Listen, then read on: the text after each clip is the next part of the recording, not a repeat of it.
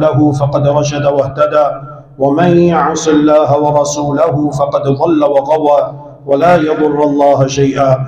أما بعد، فإن خير الحديث كتاب الله، وخير الهدي هدي محمد صلى الله تعالى عليه وآله وسلم، وشر الأمور محدثاتها، وكل محدثة بدعة، وكل بدعة ضلالة، وكل ضلالة في النار.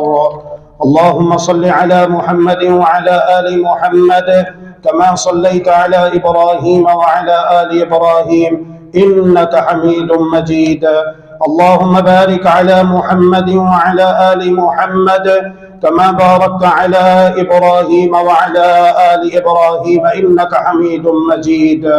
يا أيها الذين آمنوا اتقوا الله حق تقاته ولا تموتن إلا وأنتم مسلمون.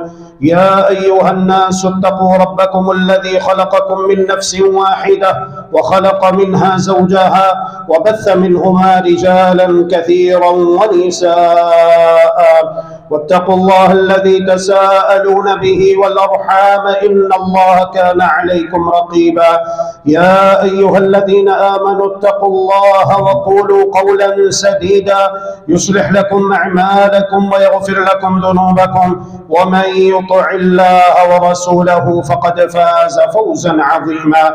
أما بعد، فأعوذ بالله العظيم وبوجهه الكريم وسلطانه القديم من الشيطان الرجيم، من همزه ونفخه ونفثه. بسم الله الرحمن الرحيم.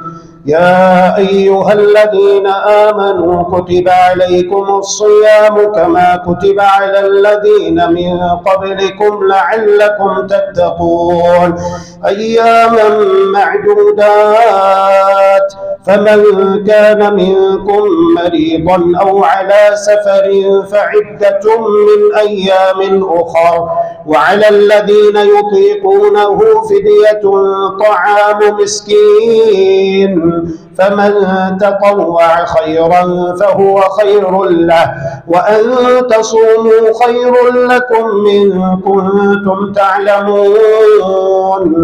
شهر رمضان الذي أنزل فيه القرآن هدى للناس وبينات من الهدى والفرقان، فمن شهد منكم الشهر فليصمه، ومن كان مريضا أو على سفر فعدة من أيام أخر، يريد الله بكم اليسر ولا يريد بكم العسر، ولتكملوا العدة ولتكبروا الله على ما هداكم ولعلكم تشكرون.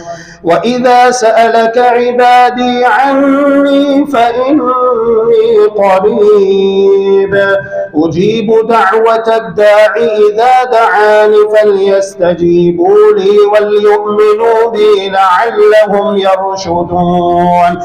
أحل لكم ليلة الصيام الرفث إلى نسائكم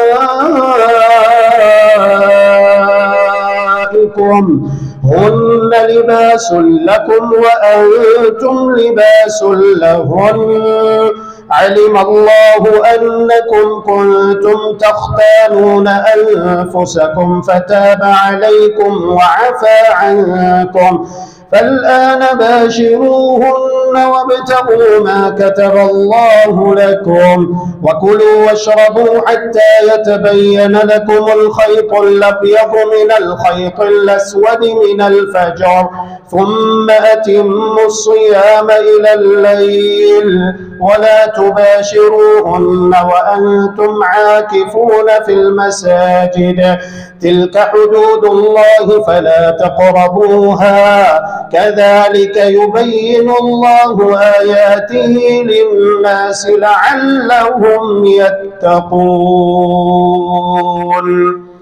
سبحانك لا علم لنا إلا ما علمتنا إنك أنت العليم الحكيم. رب اشرح لي صدري ويسر لي أمري واحلل عقدة من لساني يفقه قولي، واجعل لي وزيرا من أهلي رب زدني علما رب زدني علما رب زدني علما. اللهم إنا نسألك علما نافعا ورزقا طيبا وعملا متقبلا. اللهم أرنا الحق حقا وارزقنا اتباعه وأرنا الباطل باطلا وارزقنا اجتنابه برحمتك يا أرحم الراحمين. احباب گرامی قدر، پہلی بات تو یہ ہے کہ محمد الرسول اللہ صلی اللہ علیہ وآلہ وسلم کی سنت مبارکہ پر عمل کرتے ہوئے رمضان المبارک کی آمد کی خوشخبری میں آپ کو دیتا ہوں۔ محمد الرسول اللہ صلی اللہ علیہ وآلہ وسلم ارشاد فرمایا کرتے تھے، اتاکم رمضان شہر مبارک تفتح فیہ ابواب السماء، بابرکت مہینہ تمہارے اوپر سایہ فکن ہونے کو ہے، عن قریب تمہاری اس کے ساتھ ملاقات ہونے والی ہے۔ اس میں آسمانوں کے تمام دروازے کھول دیے جاتے ہیں، اور ایک اور روایت میں ہے جنت کے تمام دروازے کھول دیے جاتے ہیں اور دوزخ کے جہنم کے تمام دروازے بند کر دیے جاتے ہیں، اور جتنے بھی سرکش جنات ہیں شیاطین ہیں انہیں زنجیروں میں پرو دیا جاتا ہے اور جکڑ دیا جاتا ہے۔ دوسری بات یہ ہے کہ آپ سب علم حاصل کریں، کیونکہ علم حاصل کرنا ہر مسلمان کے اوپر فرض قرار دیا گیا ہے۔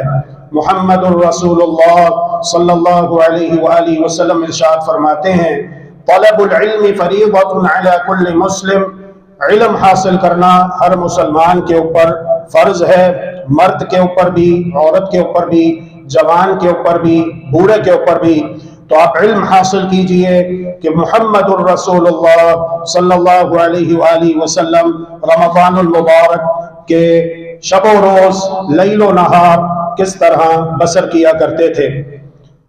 تیسری بات یہ ہے کہ محمد الرسول اللہ صلی اللہ علیہ وآلہ وسلم نے رمضان المبارک کے استقبالی روزے سے منع کیا ہے، چنانچہ ارشاد فرمایا، لا يتقدمن احدكم رمضان بصوم يوم ولا يومين الا رجل كان يصوم صوما فليصمه، رمضان سے ایک یا دو روز پہلے روزہ نہ رکھو، الا یہ کہ کوئی شخص اپنے معمول کے مطابق سال بھر نفلی روزے رکھنے کا اہتمام کرتا ہے تو اسے اجازت ہے، وہ روزہ رکھ سکتا ہے۔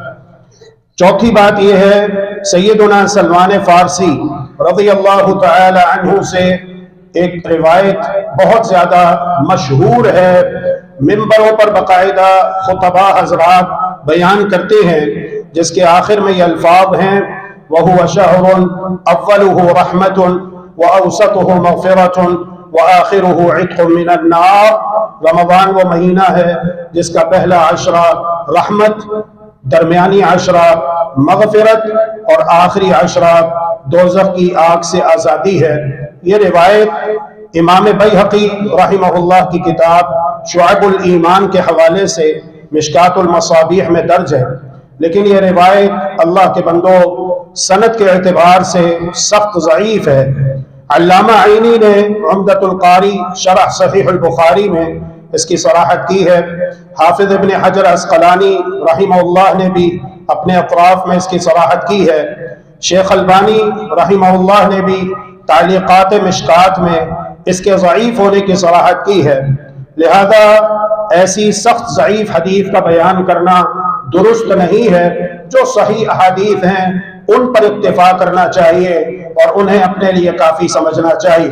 یہ تنبیہ اس لیے بھی ضروری ہے کیونکہ محمد الرسول اللہ صلی اللہ علیہ وآلہ وسلم ارشاد فرماتے ہیں، من كتب علی متعمدا فلیتبوأ مقعدہ من النار، جس شخص نے جان بوجھ کر میری طرف کوئی ایسی بات منسوب کی جو میں نے نہیں کہی، اسے چاہیے کہ وہ اپنا ٹھکانہ دوزخ میں بنا لے، والعیاذ باللہ۔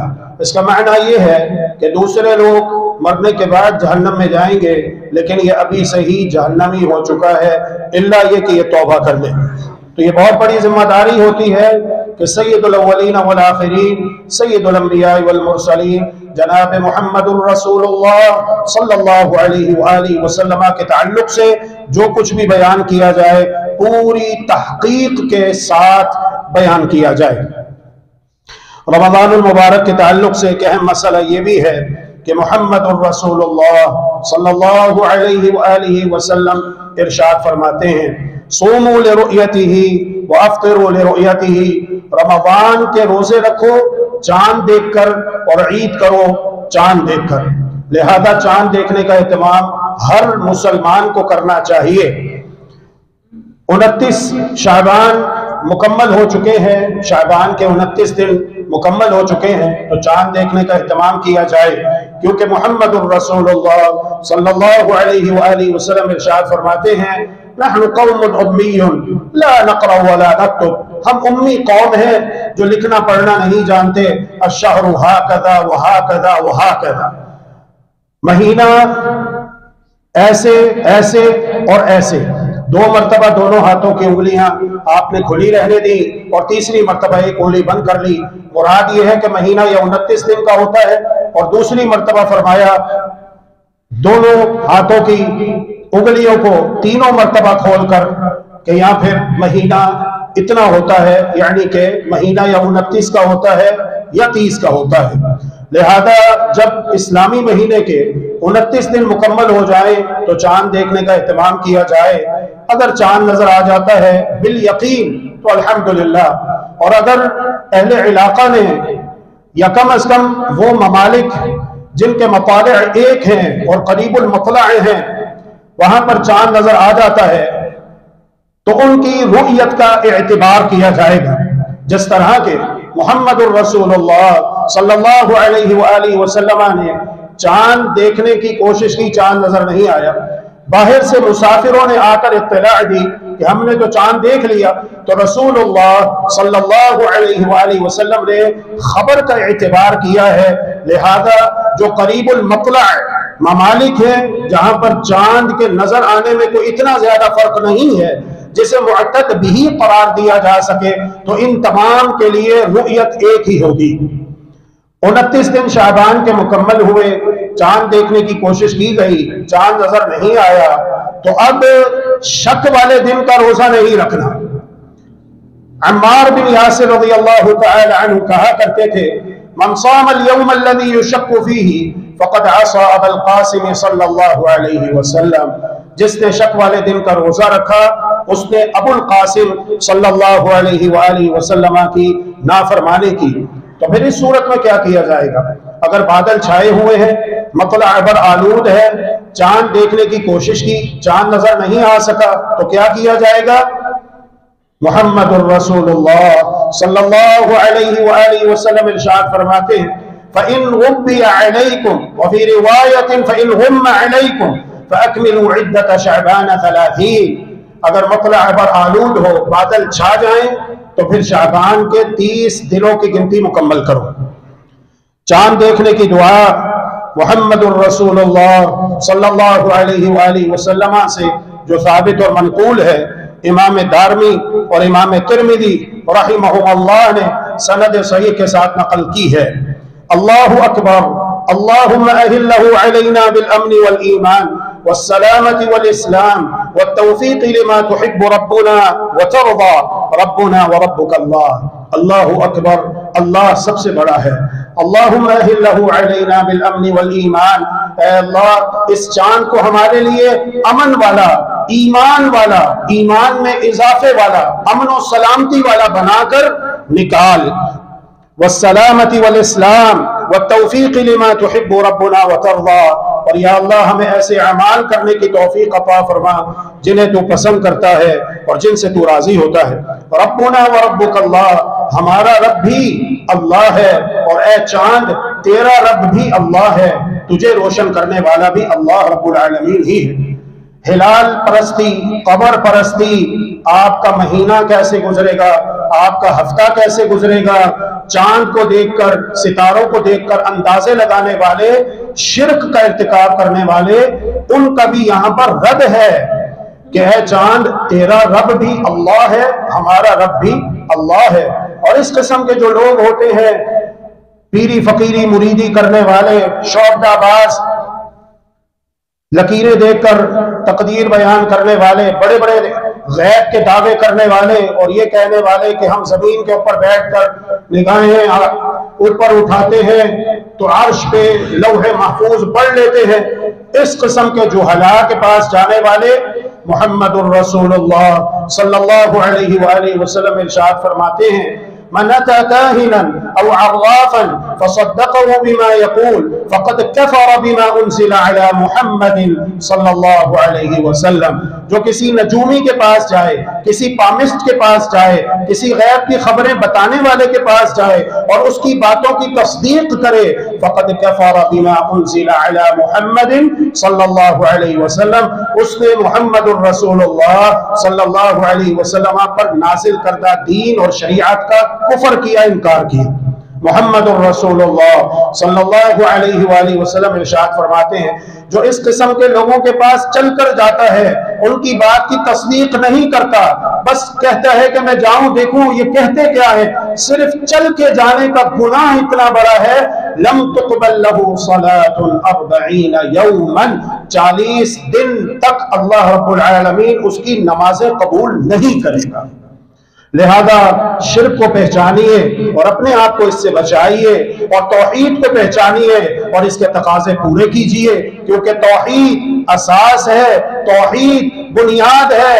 اگر عقیدہ توحید درست نہیں ہے، اس میں خلل ہے، اس میں نقص ہے، اس میں کجی ہے، اس میں جھول ہے، اس میں ٹیڑھ پن ہے، اس میں گمراہی ہے، تو پورے رمضان کے روزے رکھ بھی لیں گے، راتوں کو تراویح نماز پڑھ بھی لیں گے، کوئی فائدہ نہیں ہے، سب فضول اور بیکار چلا جائے گا۔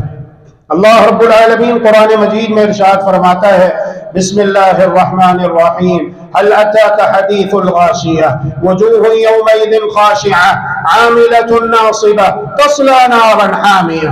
قیامت کے دن بہت سارے چہرے ایسے آئیں گے کہ عمل کر کر کے تھک گئے، پیشانیوں پر محراب بنے ہوئے ہیں، لمبے لمبے سجدے کرتے رہے، لمبے لمبے قیام کرتے رہے، لمبے لمبے رکوع کرتے رہے، خوب عبادات کی، ہر سال حج کیے، زکاتیں دی، نمازیں ادا کرتے رہے، لیکن تصلی نارا حامیہ، جہنم کی بھڑکتی ہوئی آگ میں داخل کر دیے جائیں گے۔ استغفر اللہ واتوب الیہ۔ کیوں؟ کیا وجہ ہے؟ اس کی وجہ یہ ہے کہ ان کا عقیدہ درست نہیں ہے، انہوں نے توحید و سنت کے تقاضے پورے نہیں کیے، شرک و بدعت میں لتھڑے رہے۔ تو شرک ایک نجاست ہے، انما المشرکون نجس، مشرک نجس ہے، مشرک ناپاک ہے، مشرک پلید ہے۔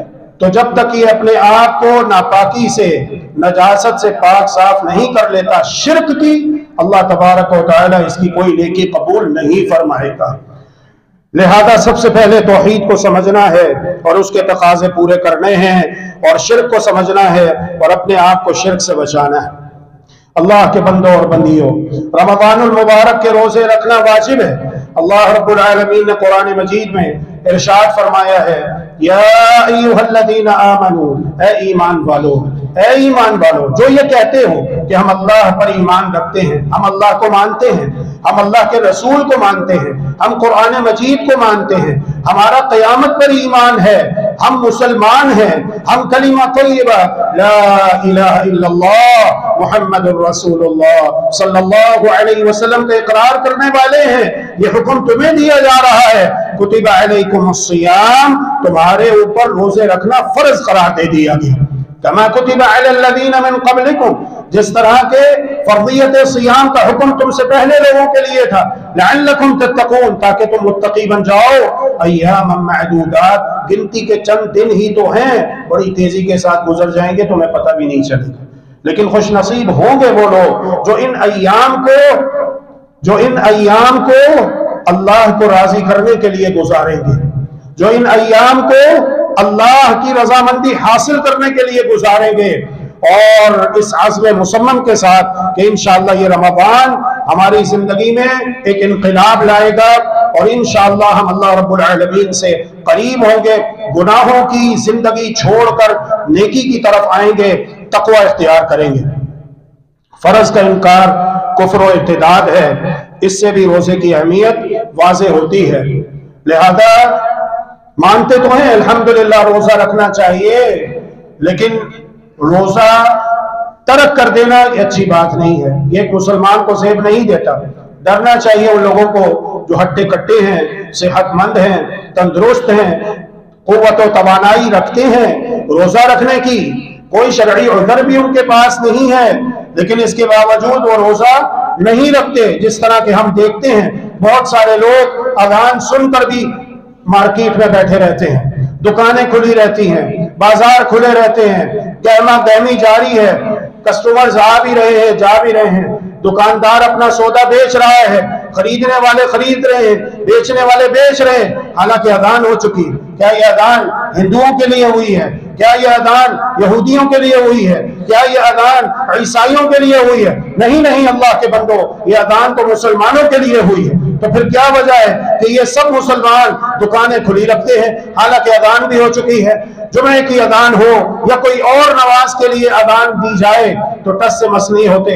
انا للہ و انا الیہ راجعون. تو جس طرح یہ حقیقت ہے کہ اذانیں سننے کے باوجود بھی لوگ بیٹھے رہتے ہیں، مارکیٹیں کھلی رہتی ہیں، بازار کھلے رہتے ہیں، اسکول کھلے رہتے ہیں، اکیڈمیاں کھلی رہتی ہیں، ادارے کام کرتے رہتے ہیں، کوئی ٹس سے مس نہیں ہوتا، کسی کے کان پہ جوں تک نہیں رینگتی کہ ہم مسلمان ہیں. ہمیں تو چاہیے کہ سارے کام چھوڑ کے اللہ اکبر کی عملی طور پر گواہی دیتے ہوئے اب مسجد کا رخ کریں، اللہ کی عبادت کا اہتمام کریں. کوئی پتہ نہیں کہ یہ اذان جو میں نے سنی ہے یہ زندگی میں آخری بار سن رہا ہوں. اگلی نماز کا وقت آئے، اگلی نماز کے لیے اذان کہی جائے اور میں اس دنیا میں موجود نہ ہوں. آج صبح کو لے لیجئے، کتنی فوتگیوں کے اعلانات یکے بعد دیگرے ہم نے سنے. رات جو گزری ہے، اس گزشتہ رات میں کبھی 9 بجے اعلان ہو رہا ہے، کبھی 10 بجے، کبھی 11 بجے، رات کے 12 2 بجے تک اعلانات ہم سنتے رہے. فلاں فوت ہو گیا، فلاں کی والدہ فوت ہو گئی، فلاں حاجی صاحب فوت ہو گیا. تو کوئی پتہ نہیں اذان میں نے سنی، اب میں اللہ کا شکر ادا کروں، اس کا جواب دوں اور اللہ رب العالمین کے منادی پہ لبیک کہتے ہوئے عبادت کا، نماز کا اہتمام کروں. کوئی پتہ نہیں کہ اگلی نماز کے لیے اذان کہی جائے اور میں اس دنیا میں موجود نہ ہوں. تو جس طرح اللہ کے بندوں یہ حقیقت ہے کہ بہت سارے لوگ غفلت کا شکار ہیں، غافل ہیں، اذان سن کر بھی نماز نہیں پڑھتے. اسی طرح رمضان آ جاتا ہے، ان کے لیے رمضان ایسے ہے جیسے باقی کوئی اور مہینہ ہو. ہاں جب عید کا دن آئے گا اس میں آپ ان لوگوں کو پیش دیکھیں گے، نئے کپڑے سلواتے ہوئے، نئے جوتے خریدتے ہوئے اور افطاری کے ٹائم خوب کھانے کا پیٹ بھر کے اہتمام کرتے ہوئے، اور سحری کے وقت بھی ممکن ہے خوب پیٹ بھر کے کھانے کا اہتمام کرتے ہوئے آپ اس قسم کے لوگوں کو دیکھیں. لیکن اللہ سے ڈرنا چاہیے، اللہ سے ڈرنا چاہیے، اللہ سے ڈرنا چاہیے اور اللہ رب العالمین سے محبت کرنی چاہیے. ایک ہی تو مہینہ ہے، کون سا کوئی اللہ تبارک و تعالی نے ہمارے اوپر پورے سال کے روزے فرض قرار دیے؟ ایک مہینے کے روزے، 11 مہینے ہمیں رخصت دی گئی، صرف ایک مہینہ، اور یہ انسانی جسم کے لیے، انسانی بدن کے لیے بہت زیادہ ضروری ہے. اور آپ وقت نکال کے پڑھ سکتے ہیں، میرے پاس اتنا ٹائم نہیں کہ میں بیان کروں. میں نے انشاءاللہ قرآن و حدیث کی روشنی میں اور احکام و مسائل بیان کرنے کہ آج کے اس ماڈرن دور میں میڈیکل سائنس بیان کرتی ہے کہ جب ایک روزے دار روزہ رکھتا ہے تو اس کے جسم پر کیا کیا نمایاں اثرات مرتب ہوتے ہیں. کینسر تک کی بیماری کا علاج ہے اس کے اندر اللہ کے فضل و رحمت کے ساتھ.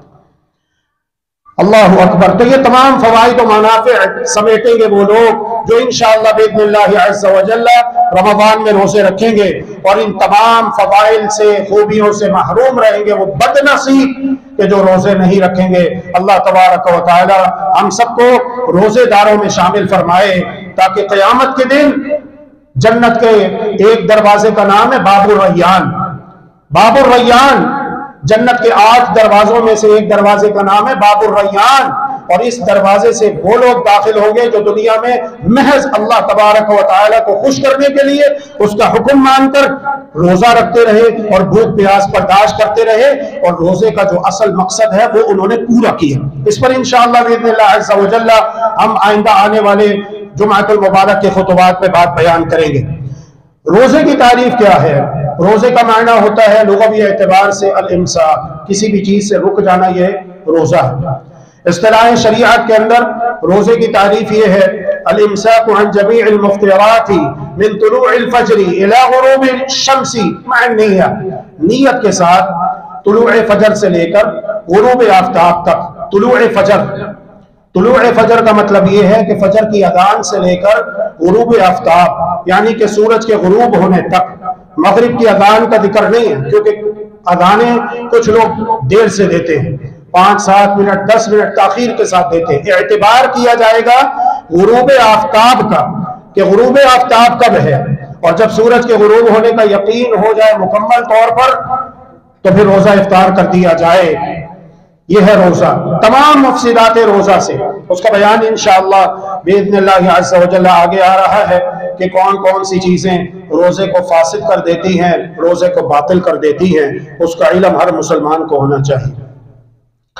روزہ ہر عاقل بالغ تندرست مسلمان کے اوپر رکھنا فرض ہے جو روزہ رکھنے کی طاقت رکھتا ہے۔ نابالغ بچے کے اوپر جو بھی بالغ نہیں ہوا ہے روزہ فرض نہیں ہے، البتہ ان کی طاقت کے مطابق ان سے روزے رکھوانے چاہیے۔ چھوٹا بچہ ہے 5 سال کا، 7 سال کا، 10 سال کا، 12 سال کا، ٹھیک ہے اگرچہ کہ اس کے اوپر روزے رکھنا بھی فرض نہیں ہوا، لیکن اس سے روزے رکھوانے چاہیے تاکہ بچوں کو اس کی عادت پڑے، اور دوسرا یہ کہ ان کے اندر یہ شعور پختہ ہو جائے کہ جب ہم بالغ ہو جائیں گے تو ہمارے اوپر رمضان المبارک کے روزے رکھنا فرض ہوگا۔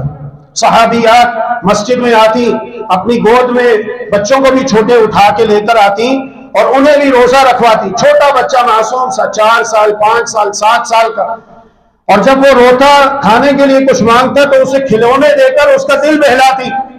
ایک خاتون اپنے بچے پر سختی کر رہی ہے اور اسے مار رہی ہے اور بڑے برے طریقے سے مار رہی ہے۔ ایک عورت وہاں سے گزری، کچھ لوگ وہاں سے گزرے، کہنے لگے دیکھو کتنی ظالم ماں ہے، کتنی سخت دل ماں ہے، اپنے بچے سے پیار کرنے کی بجائے اسے مار رہی ہے۔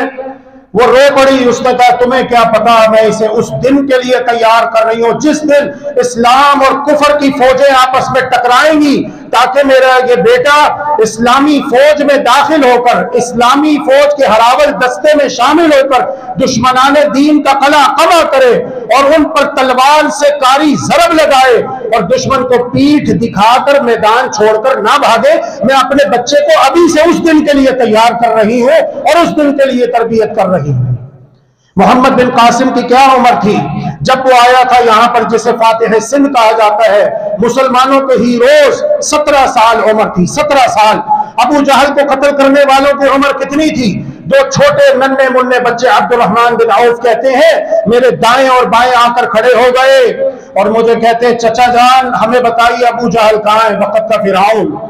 میں نے دائیں دیکھا چھوٹا سا بچہ تلوار ننگی لیے کھڑا ہے، بائیں دیکھا چھوٹا سا بچہ، میں نے انہیں بڑا تصور کیا، اپنے آپ کو ان کے سامنے چھوٹا تصور کیا، حقیر تصور کیا۔ میں نے پوچھا بچوں یہ بتاؤ تم ابو جہل کے بارے میں کیوں پوچھ رہے ہو؟ ہمیں ہماری ماں نے یہ بتایا ہے کہ وہ محمد الرسول اللہ صلی اللہ علیہ وسلم کو گالیاں نکالتا ہے، یا ہم زندہ رہیں گے یا وہ زندہ رہے گا، ایسی زندگی کا کوئی فائدہ نہیں۔ جب اسلام لٹ جائے، پیغمبر اسلام کی عصمت کو تار تار کر دیا جائے اور مسلمان بہن کے سر سے آنچل نوچ لیا جائے، مسلمانوں کے بچوں کو نیزوں میں پرو دیا جائے، پھر ایسی زندگی سے موت بہتر ہے۔ کہتے ہیں کہ سامنے ہی ابو جہل اپنے گھوڑے کے اوپر سوار تھا، میں نے اس کی طرف اشارہ کیا، میرے اشارہ کرنے کی دیر تھی کیونکہ اس نے زرہ پہنی ہوئی تھی، اپنے منہ کو اپنے پورے بدن کو چھپایا ہوا تھا، اس لیے پہچان میں نہیں آ رہا تھا۔ میرے اشارہ کرنے کی دیر تھی کہ وہ بچے بجلی کی تیزی کے ساتھ برف رفتاری سے اس کے اوپر جھپٹے اور اسے پوری قوت کے ساتھ کھینچ کے گھوڑے سے نیچے اتارا، اور اس کے بعد یہ دونوں بچے اس کا قلع قمع کرنے کے بعد محمد الرسول اللہ صلی اللہ علیہ وسلم کے پاس آ گئے، آپس میں لڑتے ہوئے جھگڑتے ہوئے، اور یہ لڑائی جھگڑا موبائل فون کے اوپر نہیں، لیپ ٹاپ کے اوپر نہیں، گاڑی کے اوپر نہیں، دنیا فانی کے اوپر نہیں، بلکہ اس بات کے اوپر ہے۔ ایک بچہ کہتا ہے میں نے قتل کیا ہے ابو جہل کو، وقت کے فرعون کو، دوسرا کہتا ہے میں نے قتل کیا۔ محمد الرسول اللہ صلی اللہ علیہ وسلم نے فرمایا ادھر دکھاؤ، مسکراتے ہوئے اپنی تلواروں کو ادھر دکھاؤ، دیکھا دونوں کی تلواروں پہ خون لگا ہوا تھا۔ ان کے باپ کو مخاطب کر کے کہا افراد تیرے نصیبے پہ کیا کہنے، اللہ نے تجھے جنتی بچوں کا باپ بنایا ہے۔ اللہ کے رسول نے انہیں جنت کی خوشخبری سنائی اور فرمایا تم دونوں کی تلواروں پر خون لگا ہوا ہے، تم دونوں نے اس کو قتل کیا ہے۔ تو بچوں کی بچپن سے تربیت کرنا، 18 سال کی لڑکی جوان ہو جاتی ہے، اکیلی نکلتی ہے کالج جانے کے لیے، اور اگر کہو اس کے ماں باپ سے کہ اس کو پردہ کروا، ابھی بچی ہے، ابھی چھوٹی ہے، 10-10 سال کی بچیاں، شادی ہے، ولیمہ ہے، کوئی تقریب ہے، فنکشن ہے، بازو پورا غائب، بازو پورا غائب، 10 سال کی بچی، 12 سال کی بچی، 15 سال کی بچی، بازو پورا غائب۔ یہ کپڑے، یہ بےہودہ لباس اس کو کس نے لا کے دیا؟ باپ نے، جس کی اتنی اتنی داڑھی ہے۔ انا للہ و انا الیہ راجعون۔ تمہاری داڑھیوں کو اللہ رب العالمین نہیں دیکھتا، تمہارے چہروں کو اللہ رب العالمین نہیں دیکھتا، یہ شلواریں ٹخنوں سے اوپر اتنی اتنی تم کر لو، اللہ اس کو نہیں دیکھتا، اگرچہ کہ یہ فرض ہے، یہ فرض ہے، یہ فرض ہے۔ اس کی اہمیت اپنی جگہ پہ ہے۔ اللہ رب العالمین دیکھتا ہے تو تمہارے دلوں کو دیکھتا ہے، تمہارے اعمال کو دیکھتا ہے۔ تمہارے اعمال کیسے ہیں؟ تمہارے دلوں میں کیا ہے؟ جب دل صاف ستھرا ہو جائے، عمل اچھا ہو جاتا ہے، اور عمل میں پھر یہ داڑھی بھی آ جاتی ہے، شلواریں ٹخنے سے اوپر کرنا بھی ماں باہر نکلتی ہے، جوان بیٹی بےہودہ لباس پہنے ہوئے، بے پرد، اور ماں نے ماشاءاللہ سبحان اللہ پورا پردہ کیا ہوا ہوتا ہے، عبایا پہنا ہوا ہوتا ہے، سر کے بالوں سے لے کے پاؤں کے ناخنوں تک پورا جسم چھپایا ہوتا ہے۔ یاد رکھیے، اگر ہماری یہی روش رہی تو ہم پورا رمضان روزے رکھ بھی لیں، کوئی فائدہ نہیں ہوگا، کوئی فائدہ نہیں ہوگا۔ جس طرح کے جب ایک انسان، اس کی موت واقع ہو جاتی ہے، اللہ رب العالمین ہمارا خاتمہ ایمان پر فرمائے، اسلام پر زندہ رکھے اور ایمان پر موت دے۔ جب انسان کی موت واقع ہو جاتی ہے تو کوئی نہیں کہتا یہ میری امی ہے، میرا ابو ہے، میری بیوی ہے، میرا بیٹا ہے، میری بیٹی ہے، میرا شوہر ہے، اس کو رہنے دو۔ نہیں، اگر زیادہ دیر رہنے دیا تو اس کے جسم سے بدبو آنا شروع ہو جائے گی۔ نظام ہے، اللہ نے بنایا۔ سب یہی کہتے ہیں کہ جلدی جلدی غسل دو، کفن کی 3 چادروں میں چھپاؤ، نماز جنازہ پڑھو اور اس کے بعد اسے دفنا دو، اللہ کے سپرد کر دو۔ کوئی نہیں رکھتا، کوئی ویلیو نہیں ہے اس کی، فوت ہو گیا، جسم پورا موجود، روزہ رکھ لیا، اگر اس کی روح کو نہیں پہچانیں گے تو روح کے بغیر عبادت ایسے ہے جیسے انسان کا جسم بغیر روح کے۔ پھر اسے مٹی میں دفنا دیا جاتا ہے، اللہ کے سپرد کر دیا جاتا ہے۔ تو ان عبادات کی روح کو پہچانیے۔ 5 وقت کی نمازیں کیا مقصد ہے؟ ان الصلاۃ تنہی عن الفحشاء والمنکر، نماز برائی سے روکتی ہے، گناہوں سے روکتی ہے۔ نماز بھی پڑھ رہے ہیں، جھوٹ بھی بول رہے ہیں، نماز بھی پڑھ رہے ہیں، چرس، ہیروئن، افیون، شراب کا کام بھی کر رہے ہیں، نماز بھی پڑھ رہے ہیں، سود کھا بھی رہے ہیں، کھلا بھی رہے ہیں، نماز بھی پڑھ رہے ہیں، داڑھی مونڈ رہے ہیں، نماز بھی پڑھ رہے ہیں، جھوٹ بھی بول رہے ہیں، نماز بھی پڑھ رہے ہیں، ہیرا پھیری، فراڈ بھی ہو رہا ہے، تو ایسی نماز کا کوئی فائدہ نہیں۔ نماز کا ایک مقصد ہے، ان الصلاۃ تنہی عن الفحشاء والمنکر، بے شک نماز برائی سے، بے حیائی سے، فواحش و منکرات سے روکتی ہے۔ روزہ رکھنا چاہیے، فرض ہے، واجب ہے، لیکن اس کا ایک مقصد ہے۔ ہر مسلمان کو چاہیے کہ اس مقصد کو پہچانے اور اس کے تقاضے پورے کرے۔ دین اسلام آسان ہے، دین میں اتنی زیادہ سختی نہیں کی گئی کہ ایک انسان کسی عمل کو کرنے کی طاقت نہ رکھتا ہو اور شریعت کہے کہ یہ عمل کرو۔ جس طرح کہ حاملہ عورت ہے، حمل کی تکلیفیں اٹھانے والی، پریگننٹ، جس کی پریگننسی شروع ہو چکی ہے، اس کے لیے رخصت ہے کہ وہ روزے نہ رکھے۔ مرضعہ، دودھ پلانے والی، اب اس میں کلفت ہے، مشقت ہے، رخصت ہے، روزے نہ رکھے۔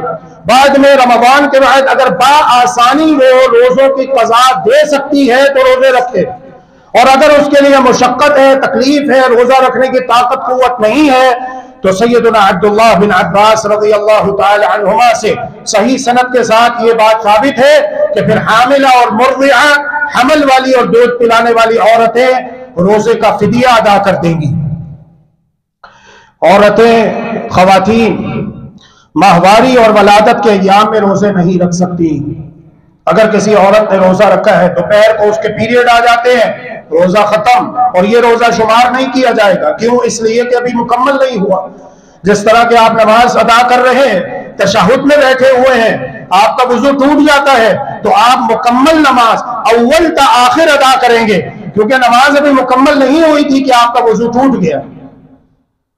تو اسی طرح اگر روزہ رکھا ہے، آدھا دن گزار چکے، یا افطاری سے 2 منٹ پہلے پیریڈ آ جاتے ہیں، 2 منٹ پہلے صرف، تب بھی وہ روزہ شمار نہیں ہوگا، اس لیے کہ غروب آفتاب ابھی ہوا نہیں، روزہ مکمل ہوا نہیں۔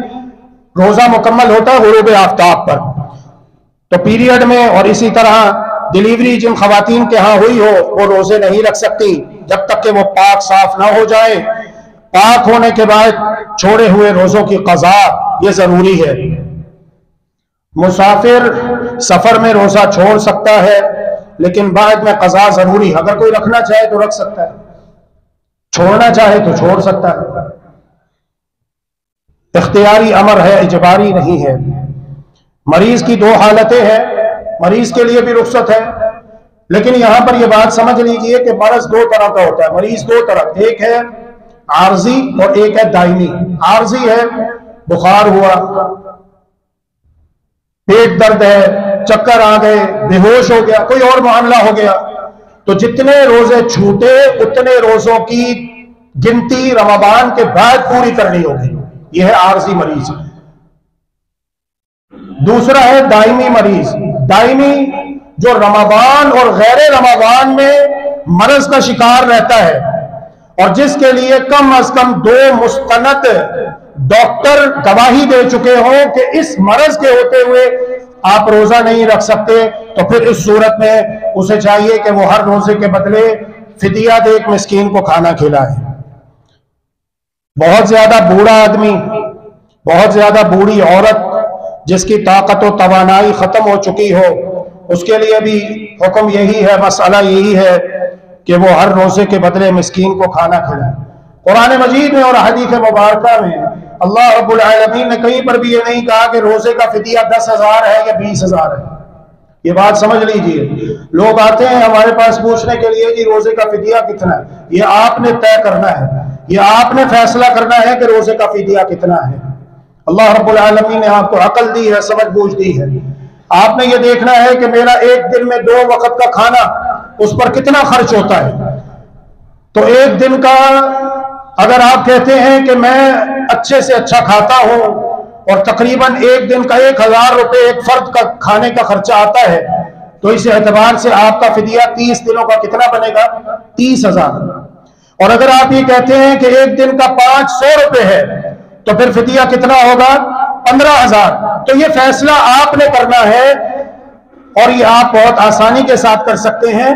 قرآن مجید میں اللہ رب العالمین نے یہ بات بیان کی ہے, وَعَلَى الَّذِينَ يُطِيقُونَهُ فِدْيَةٌ طَعَامُ مِسْكِينٍ, جو لوگ روزہ رکھنے کی طاقت نہیں رکھتے وہ ایک مسکین کو کھانا کھلا دیں. اس میں سحری بھی ہے اور افطاری بھی ہے. وجوب نیت, روزے کے لیے نیت ضروری ہے. نیت ضروری ہے. رات کو سونے سے پہلے نیت کر کے سوئیے کہ میں نے انشاءاللہ صبح روزہ رکھنا ہے. محمد الرسول اللہ صلی اللہ علیہ وآلہ وسلم ارشاد فرماتے ہیں, من لم یجمع الصیام قبل الفجر فلا صیام له, جس نے فجر سے پہلے روزہ رکھنے کی نیت نہ کی حتیٰ کہ فجر کے لیے اذان کہہ دی جاتی ہے تو پھر اس کا روزہ نہیں ہوگا. الحمدللہ تقریباً سب کی نیت ہوتی ہے. جب رمضان المبارک کا چاند نظر آ جاتا ہے کہ انشاءاللہ ہم مسلمان ہیں تو ہم نے روزے رکھنے ہیں. رات کو نماز تراویح پڑھتے ہیں تو الحمدللہ ہماری نیت ہوتی ہے, دل میں ایک ارادہ ہوتا ہے کہ ہم نے صبح انشاءاللہ روزہ رکھنا ہے. اللہ یہ کہ کوئی شرعی عذر پیش آ جائے تو پھر اس کے الگ احکام ہیں جیسا کہ ہم بیان کر چکے ہیں. یہ بات بھی سمجھ لیجئے کہ نیت کے الفاظ زبان سے ادا کرنا محمد الرسول اللہ صلی اللہ علیہ وآلہ وسلم سے ثابت نہیں ہے. جو الفاظ کہے جاتے ہیں, کہلوائے جاتے ہیں, ٹی وی پر, ریڈیو پر سنائے جاتے ہیں, نشر کیے جاتے ہیں, یہ بھی سنت کی مخالفت ہے. یہ بھی سنت کی مخالفت ہے. ریڈیو ٹی وی چلانے والوں کو چاہیے کہ شرعی مسئلہ بیان کرنے سے پہلے کسی عالم ربانی کے پاس آ کر بیٹھ کر شرعی رہنمائی لے لیں اور اس کے بعد ریڈیو ٹی وی کے اوپر, میڈیا کے اوپر کوئی بات نشر کریں تاکہ انہیں ثواب ملے. ایسا نہ ہو کہ بجائے ثواب کے الٹا گناہ کما رہے ہوں, تو یہ بدعت ہے. محمد الرسول اللہ صلی اللہ علیہ وسلم نے اپنے 2 پیارے گلاب جیسے خوبصورت ہونٹوں کے درمیان شہد سے میٹھی مبارک زبان سے ایسی کوئی تعلیم اپنی امت کو نہیں دی کہ تم یہ کہو. اور یہ الفاظ بھی کب کہے جاتے ہیں؟ سبحان اللہ وبحمدہ سبحان اللہ العظیم. جب آپ نے سحری کا کھانا کھا لیا ہے, فجر کی اذان ہونے کو ہے یا ہونے والی ہے یا ہو رہی ہے, بالکل آخری لمحات ہے, تب کہے گا وَبِصَوْمِ غَدٍ نَوَيْتُ مِنْ شَهْرِ رَمَضَانَ, کیا معنی؟ میں نے رمضان المبارک کے مہینے میں کل کے روزے کی نیت کی۔ آپ سوچئے اپنی عقل سے کہ یہ جو آپ نے سحری کا کھانا کھایا ہے یہ آپ نے کل کے روزے کے لیے کھایا ہے یا آج کے روزے کے لیے کھایا ہے؟ آج کے روزے کے لیے۔ لیکن جو الفاظ آپ زبان سے کہہ رہے ہوتے ہیں وہ کیا ہے؟ وَبِصَوْمِ غَدٍ نَوَيْتُ مِنْ شَهْرِ رَمَضَانَ، میں نے کل کے روزے کی نیت کی، تو آج کے روزے کی نیت کدھر ہے؟ پورا مہینہ گزار دیا، آج کے روزے کی نیت ہی نہیں کی۔ جس کی نیت نہیں ہے اس کا روزہ نہیں ہے۔ سوچئے، بات بہت دور نکل جاتی ہے۔ لہذا اس مسئلے کو سمجھ لیجئے، نیت کہ یہ جو الفاظ ہیں یہ بے اصل ہیں، بے سند ہیں، محمد الرسول اللہ صلی اللہ علیہ وسلم سے ثابت نہیں ہے۔ نیت کہتے ہیں دل کے ارادے کو، جیسا کہ ہم نے کہا الحمدللہ جب چاند نظر آ جاتا ہے اور تراویح نماز پڑھتے ہیں صبح کو، خواتین اللہ ان کو جزائے خیر دے جو نیند قربان کر کے بڑی ہمت حوصلے کے ساتھ مردوں کے لیے، اپنے ماں باپ کے لیے، بہن بھائیوں کے لیے، اپنے اہل و عیال کے لیے، اہل خانہ کے لیے سحری کا اہتمام کرتی ہیں، افطاری کا اہتمام کرتی ہیں، اللہ ان کو صحت دے، تندرستی عطا فرمائے۔ وہ جب آپ کو اٹھاتی ہیں تو آپ کو یہ بات معلوم ہوتی ہے کہ مجھے کس لیے اٹھایا جا رہا ہے۔ اٹھو سحری کھا لو۔ سحری کیوں کھا رہا ہوں؟ پورا سال تو میں ناشتہ کرتا ہوں فجر کی نماز کے بعد، آج مجھے اذان فجر سے پہلے کیوں اٹھایا جا رہا ہے کھانے کے لیے؟ کیونکہ روزہ رکھنا ہے، دل میں ارادہ ہے، کافی ہے، یہی نیت ہے۔ لہذا زبان سے الفاظ مت ادا کیجئے، یہ بدعت ہے، یہ سنت کے خلاف ہے، اور بدعت کے اوپر اجر نہیں ملتا بلکہ الٹا گناہ ملتا ہے اور نیکی ضائع ہونے کا خطرہ ہوتا ہے۔ سحری ضرور کھائی جائے۔ بہت سارے احباب کیا کرتے ہیں، رات کو پیٹ بھر کے کھا پی کے سو جاتے ہیں، پھر صبح فجر بھی گئی، قرآن مجید کی تلاوت بھی گئی، سوئے رہتے ہیں 10-11 بجے کہیں جا کر اٹھتے ہیں۔ یہ غلط ہے۔ آپ رات کو کم کھائیے تاکہ صبح کو آپ نے سحری کے وقت بیدار ہونا ہے، پھر آپ نے صبح سحری کے وقت سحری ضرور کرنی۔ محمد الرسول اللہ صلی اللہ علیہ وسلم ارشاد فرماتے ہیں السحور اکلہ برکت، سحری کھانا باعث برکت ہے، موجب برکت ہے، فلا تدعوا، لہذا تم اسے کسی بھی صورت ترک نہ کرو۔ وَلَوْ أَنْ يَجْرَعَ أَحَدُكُمْ جُرْعَةً مِّن مَّاءٍ، اگر کھانے کے لیے کچھ نہ ہو یا اذان ہونے والی ہو، زیادہ وقت میسر نہ ہو، تو پانی کے چند گھونٹ نوش کر لو۔ اس سے کیا ہوگا؟ روزے کا دورانیہ بھی کم ہو جائے گا، آپ صحت مند رہو گے، تندرست رہو گے۔ فَإِنَّ اللَّهَ عَزَّ وَجَلَّ وَمَلَائِكَتَهُ يُصَلُّونَ عَلَى الْمُتَسَحِّرِينَ، بلا شک و شبہ اللہ سبحانہ وتعالی اور اس کے فرشتے سحری کھانے والوں پر صلات کرتے، یعنی اللہ رب العالمین اپنی رحمت برکتیں نازل کرتا ہے اور فرشتے ان کے حق میں رحمات اور برکات کی دعائیں کرتے رہتے ہیں۔ روزہ کھولنے میں جلدی کرنی چاہیے۔ محمد الرسول اللہ صلی اللہ علیہ وآلہ وسلم ارشاد فرماتے ہیں لا يزال الناس بخير ما عجلوا الفطر واخروا السحور، لوگ اس وقت تک خیر و بھلائی کے ساتھ رہیں گے جب تک وہ روزہ افطار کرنے میں جلدی کریں گے اور سحری کا کھانا کھانے میں تاخیر کریں گے۔ فجر کی اذان سے پہلے آخری وقت میں سحری، اور جیسے ہی سورج غروب ہو جائے تو اب مزید انتظار نہیں کرنا کہ اندھیرے ہو جائیں یا ستارے نظر آنے لگے تب جا کے روزہ افطار کیا جائے گا، یا بیٹھ کے انتظار کر رہے ہیں مسجد کا سائرن تو وہ جو آواز ہے، یہ غلط ہے۔ مسجد سے سائرن نہیں بجانا چاہیے، یہ عیسائیوں کا طرز عمل ہے، ان کے ساتھ مشابہت ہوتی ہے، یہ غلط ہے۔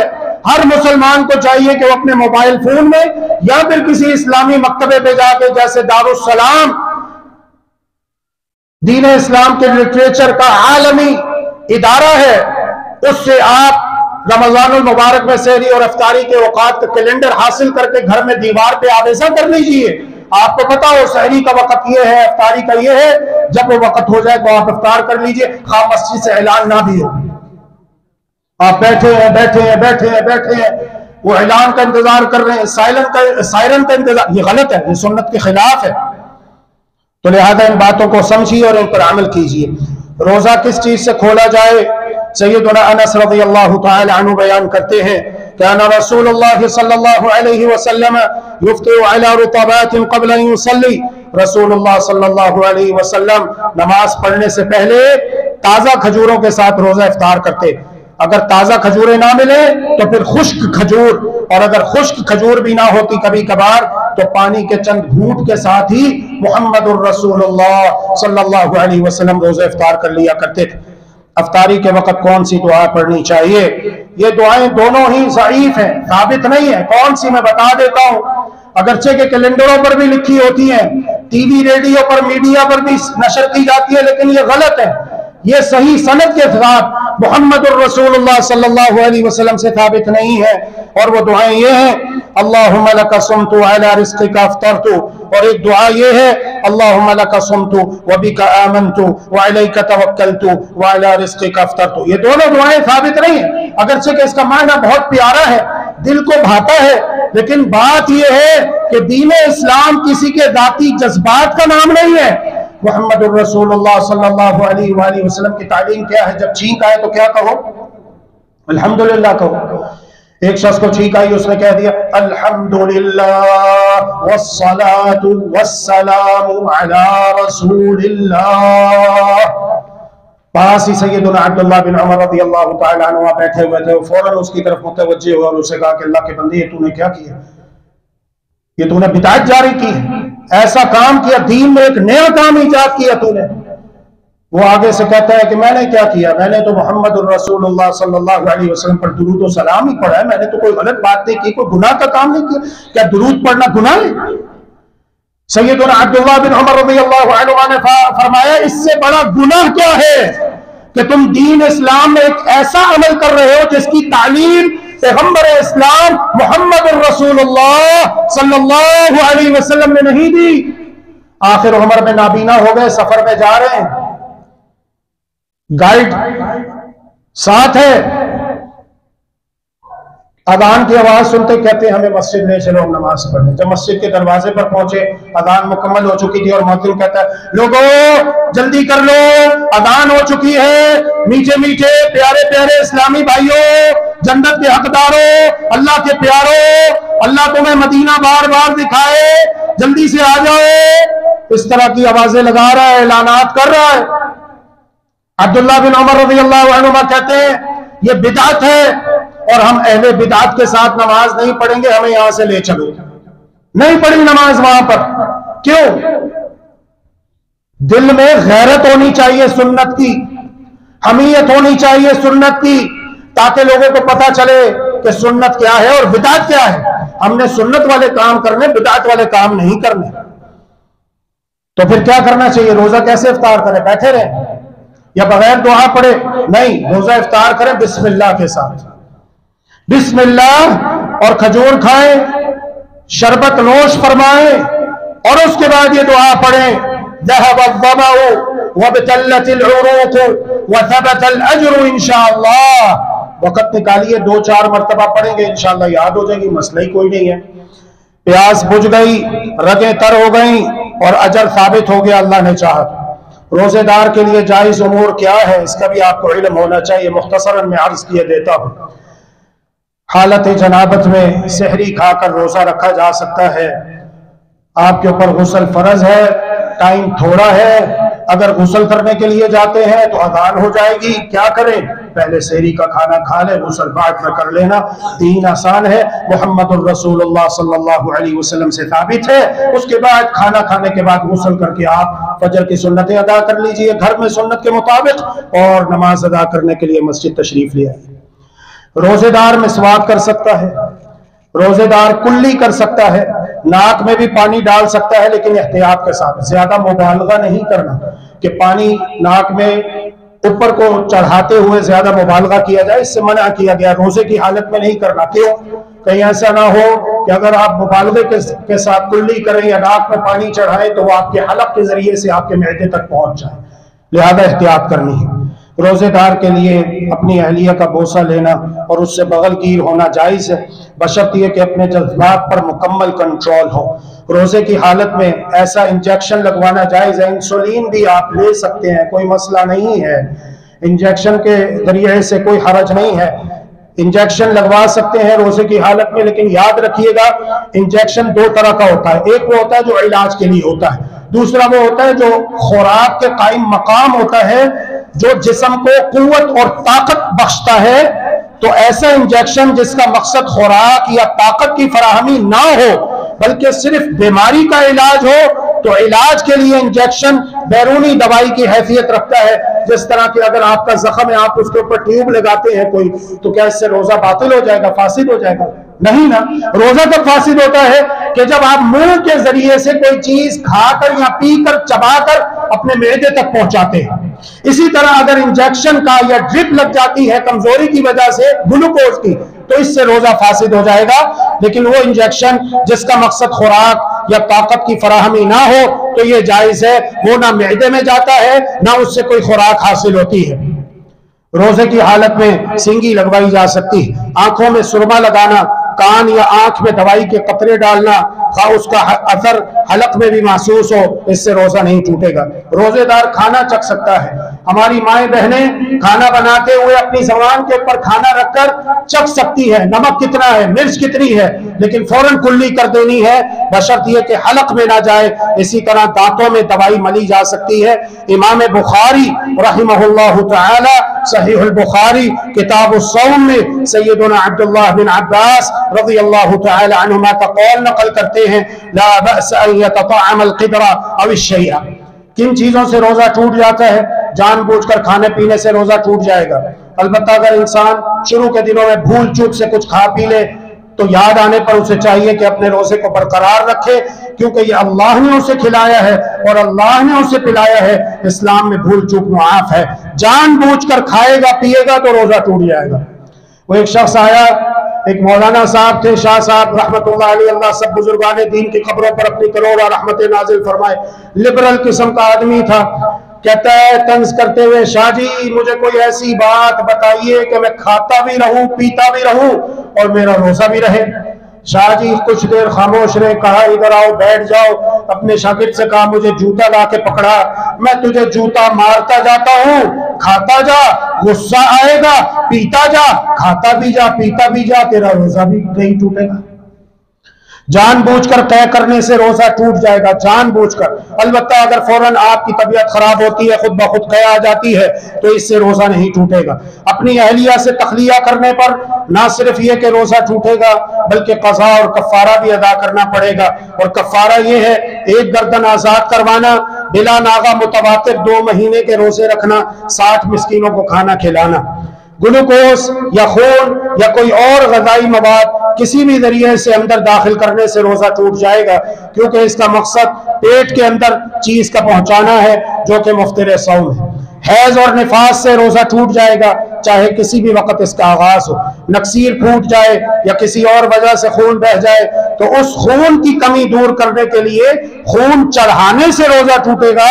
گویا کہ جسم سے خون کا نکلنا مفسد صوم نہیں ہے، البتہ خون چڑھانا مفسد صوم ہے۔ اگر نیند کی حالت میں احتلام ہو جائے تو روزہ نہیں ٹوٹے گا، کیونکہ یہ غیر اختیاری فعل ہے۔ البتہ حالت بیداری میں اگر کوئی ایسا کرتا ہے تو روزہ ٹوٹ جائے گا، کیونکہ یہ صورت اختیاری ہے۔ هذا والله تعالى ولي التوفيق والهادي الى سواء السبيل، وصلى الله وسلم على نبينا وحبيبنا محمد وعلى آله وصحبه اجمعين برحمتك يا ارحم الراحمين۔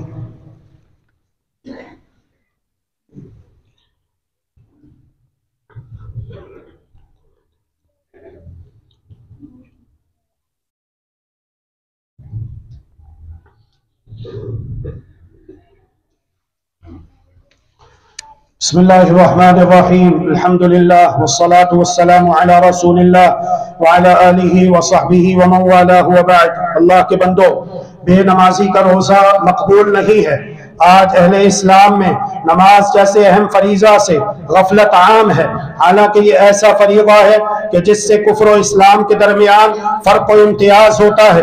رسول اکرم صلی اللہ علیہ وآلہ وسلم نے ارشاد فرمایا، العہد الذی بیننا وبینہم الصلاة فمن ترکها فقد کفر۔ وہ عہد جو ہمارے مسلمانوں اور کفار کے درمیان ہے وہ نماز ہے، جس نے نماز کو ترک کر دیا اس نے کفر کا ارتکاب کیا۔ گویا نماز دین کا وہ ستون ہے جس پر دین اسلام کی عمارت استوار ہوتی ہے، لیکن مسلمان اتنی شدید غفلت میں مبتلا ہیں کہ بہت سے لوگ روزہ رکھنے کے باوجود نمازیں نہیں پڑھتے۔ یاد رکھیے اس طرح کا روزہ رکھنے کا بھی کوئی فائدہ نہیں۔ جب بے نمازی پر پیغمبر اسلام محمد الرسول اللہ صلی اللہ علیہ وسلم نے کفر تک کا حکم لگایا ہے تو کفر کے ساتھ روزہ رکھنے کا کیا مطلب ہے؟ اہل کفر کا تو کوئی عمل مقبول ہی نہیں، پھر بے نمازی کا روزہ کیوں کر قبول ہوگا؟ اللہ کے بندو، خلاصۃ الکلام یہ ہے کہ آج کے خطبہ جمعۃ المبارک میں بحمد اللہ تعالی و بتوفیقہ بفضل اللہ تعالی و برحمتہ تقریباً 20 کے قریب ہم نے رمضان المبارک کے اور روزوں کے احکام و مسائل بیان کیے ہیں۔ استقبالی روزے کی ممانعت، حصول علم حاصل کرنا ہر مسلمان پر فرض ہے۔ اپنے اہل و عیال کو روزے کے احکام سکھائیں۔ رمضان کی فضیلت میں چند ضعیف حدیثوں کی وضاحت۔ چاند دیکھ کر روزہ رکھنا چاہیے۔ اگر آسمان پر بادل چھائے ہوں تو شعبان کے 30 دنوں کی گنتی پوری کی جائے۔ چاند دیکھنے کی دعا ہم نے بتائی۔ روزہ رکھنا ہر مسلمان عاقل بالغ تندرست پر فرض ہے۔ روزے کی تعریف ہم نے بیان کی۔ کن کے لیے روزہ نہ رکھنے کی رخصت ہے؟ روزے کے لیے نیت واجب ہے۔ نیت دل کے ارادے کو کہتے ہیں۔ نیت کے الفاظ زبان سے ادا کرنا محمد الرسول اللہ صلی اللہ علیہ وسلم سے ثابت نہیں۔ سحری ضرور کھائی جائے۔